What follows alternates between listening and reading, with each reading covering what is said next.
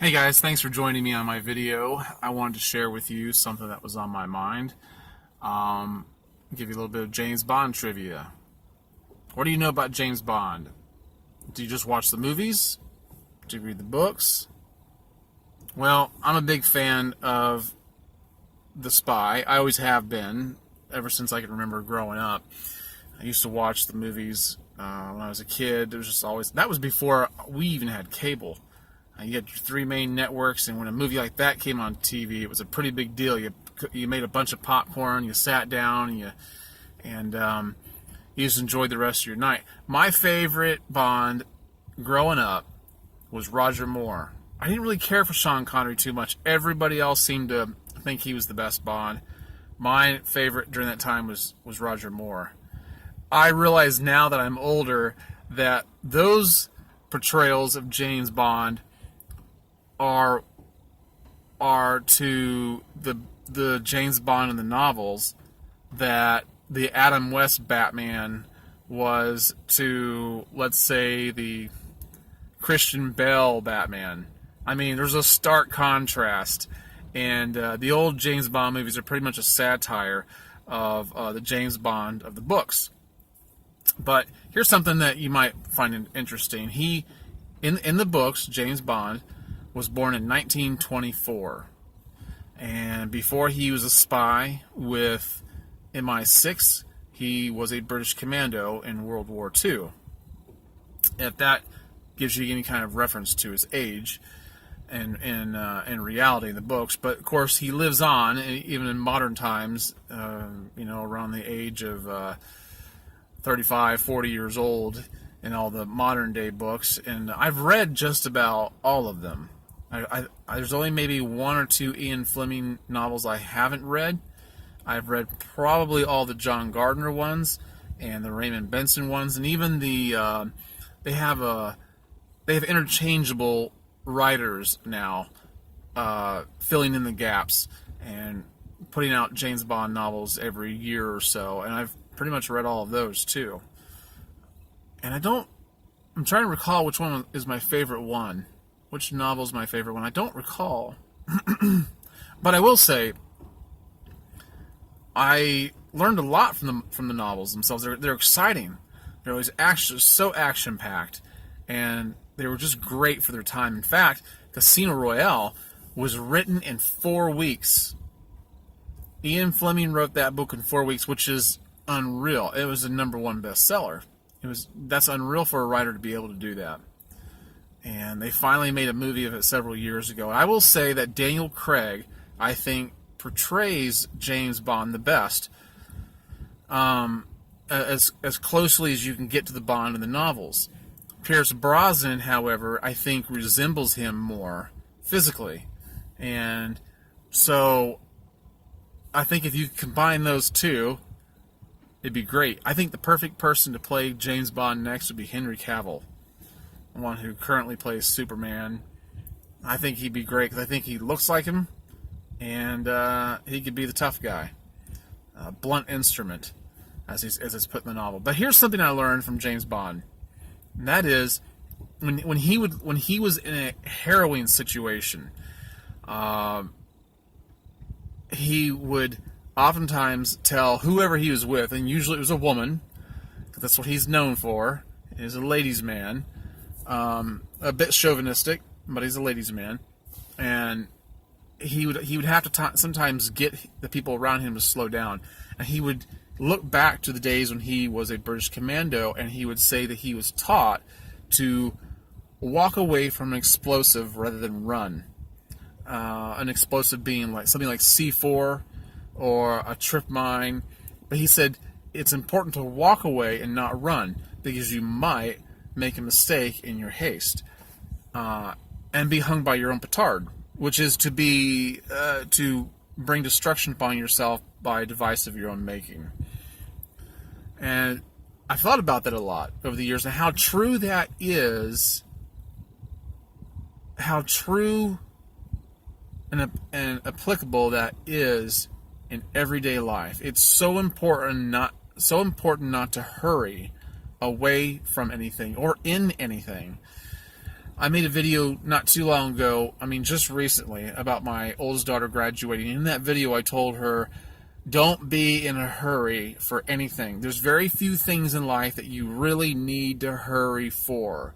But if you don't watch it, you will be in a hurry, and perhaps you will allow others to push you and make you in a hurry if you allow them to. And I think it's so important to take time to slow down. As I've gotten older, I've seen the importance of that. There are lots of reasons why we hurry. There are lots of but here's the thing: we will hurry on a very basic level. We will hurry to get from point A to point Z a lot faster. And I didn't say point A to point B because we're only thinking about our objective is to get to Z.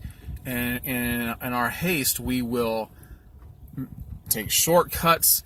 We will manipulate things any way we can to get to where we need to go or to get what we want a lot faster. And in doing so, we set off these little mines. We set off these little explosives in our life, and we know what's going on around us. We know that if we had slowed down just a little bit more, we would have had more time to think. We've had a lot more clarity about what we should have done, what direction we should have taken. And I know I've done that. I know I have.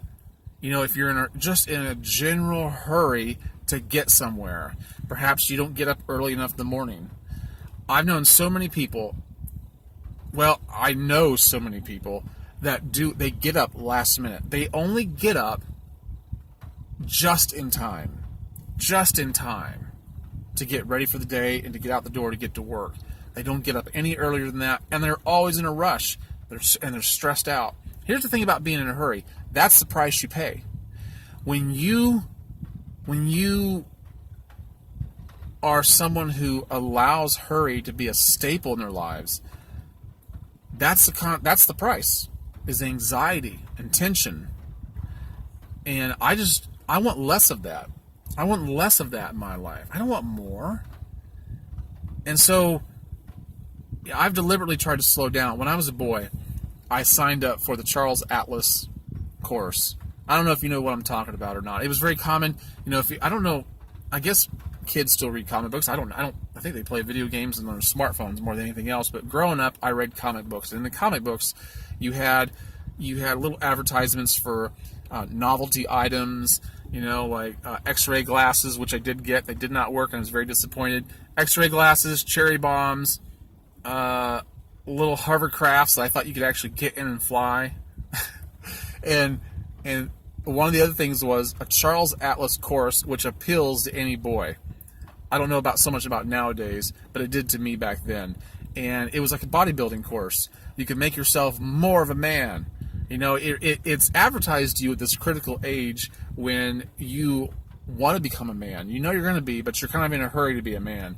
And there's this course you can get offering you the ability to kind of speed up the process and at least to get you on your way. So I ordered the Charles Atlas course. I was doing all these push-ups and whatnot.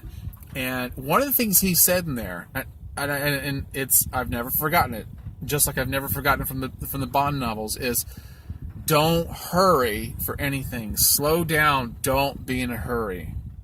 Hurry only causes anxiety and tension. And I'm just like anybody else. I have rushed through stuff. I have rushed my way to get from here to there to get what I want. And it has had a price. It has had a price. And there are maybe a few things in life you probably need to hurry for. But I wouldn't say for the most part you need to. But we do rush. We do put the necessity for expediency either upon ourselves because we're not being responsible enough to prepare, or we just want more faster.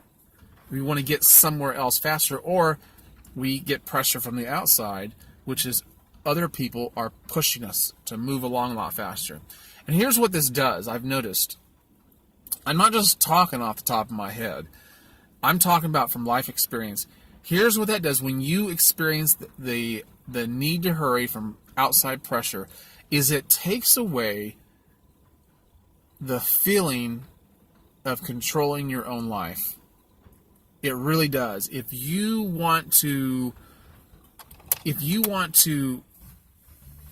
get back some control of your life, and there's several different things you can do, and this is just one of them, is slow down.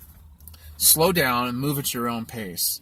You don't have to move as fast as everybody else expects you to. Don't try to live according to everyone else's expectations. And if you do try, that's one of the things you're going to find yourself doing, hurrying. You're going to want to be where everybody else wants you to be, when they want you to be there, doing what they want you to do, living up to their expectations, and it all results in the same thing, a loss of identity and anxiety. So do yourself a favor. Slow down. Bring it down a notch. And I just know from in my own life, when I have deliberately slowed down, I feel more in control of my life. I have less anxiety. I'm a happier person. People around me may not like the pace I'm moving at, but I don't mind it. I don't mind it. I'm the one who has to live with me. Hurry doesn't pay my bills. Hurry doesn't put food on the table. You know? It just doesn't. And so I found that you just don't have to hurry as much as what people want you to. You can have control of your life back in this way in particular. And you know, you can have clarity of thought. You can give yourself the time to think about things in a prudent way. One of the other things that people do when they're in a hurry is they make bad decisions. It just hurrying. That's why hurrying in itself is a bad decision. Haste creates havoc. When you want something and you want it now, we live in this culture of now, me now, and we'll do oftentimes whatever we have to do. We don't think we should be unhappy. We don't think that we should have to defer any kind of happiness at all. And so we want everything now. In fact, we wanted it yesterday. And we're willing to pay 1 and 2 days shipping for satisfaction. This is all hurry. And you know what? It doesn't make us any happier. It doesn't make us any more satisfied, except for maybe the moment. But it always comes back in waves really fast, and it just perpetuates itself. So we don't have to have happiness and satisfaction all the time right now. You can defer these things and learn to wait. And you know, if you're willing to deliberately make the effort to slow down, you'll find yourself getting places faster. Find yourself getting more of what you want because you've allowed yourself the time to think of a more creative way of getting what you want, or you've allowed yourself to wait and let life naturally happen in a way where you were able to obtain things that feel like more of a reward than a burden when you get them. One sure way of knowing that the thing that you got that you wanted isn't a good thing is when it becomes a burden. Sometimes slowing down and waiting allows life to hand things to you in its own time. One of the people I love to quote is William George Jordan, and you've probably heard me say his name before. And I want to make sure I get this right. I think he was an editor for Vanity Fair. I've said that before, and I hope I'm right, because otherwise I'm going to sound stupid. So I probably need to go back and look it up. But he wrote an article years ago called "Hurry is the Scourge of America." And I'm talking about in the early 1900s. This man died at an early age, I'd say around 40 years old, because of pneumonia. Too young. Great, brilliant mind.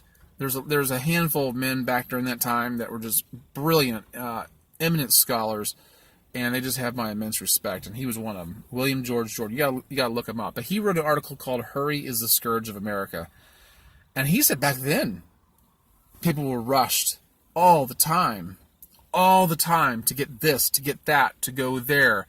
And I mean, could you imagine if he could see us now, where we live in the age of convenience, of expediency? Everything, information is immediate. You want to be happy? You want to take a vacation? Go take one now. Go take one now. Yeah, rack up that credit card, because that's what lenders will want you to do.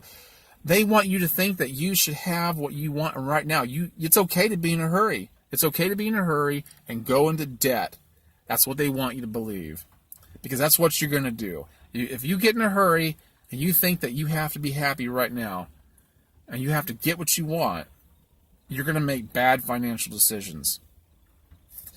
Bad marriage decisions are made because people are in a hurry. They oftentimes think, well, my marriage should be better than this. I don't deserve this. My marriage should be better. Instead of waiting and observing and studying marriage and finding out what the natural ebb and flows of marriage are, they'll go, heck, I'm not waiting around. I'm in a hurry to have something better. And they'll go out and they'll make a bad marriage decision. They'll go out and cheat on their partner. They'll leave their spouse to get divorced, and they'll hook up with somebody else, and they'll repeat the process. And that's a story as old as time itself. So take a little tip from James Bond. Don't listen to me. Listen to him. He's the guy he knows what he's talking about. I mean, if your life was in danger, wouldn't you trust him? I wouldn't trust him with my woman. But listen, that's what I learned from James Bond. That's why I like the guy. I mean, not just because of that, because I mean he's just a man's man. But that's one of the takeaways I always had. Hey, and another thing too, if you want to see a good example of people who make bad decisions when they hurry, look at fighters who don't take their time. One of the things I got in that Charles Atlas course when I was a kid was a boxing course, and he said in there, don't be in a hurry to take out your opponent. Don't be in a hurry to knock him out. And I love MMA. I love UFC. And I've noticed the guys who go in there and they're in a hurry, as soon as the referee says, let's fight, they go in there and they're in a hurry. A lot of times those guys get knocked out. They're not willing to exercise their craft and set the opponent up like a chess match. And the guys that are just in extreme, sometimes they get lucky. But if you want to see a big mistake that people make when they get in a hurry, you can find it when you watch boxing, UFC. You know what? I probably need to end this video because I'm going to ramble, and you're gonna want to stop listening to me. But I do thank you for listening to me, and stay safe. You can do that if you slow down. Stay safe. Keep a clear head. Don't set off the trip mines. Don't set off the explosives. Don't hang yourself by a device of your own making because you were in a hurry. Like this video, comment, tell me what you think. Give me your own constructive viewpoint on this and your own experiences with it. I'd be happy to respond. But like the video and subscribe, and I'll be catching you guys around. Thanks a lot for your time. I'll catch you later. Bye-bye.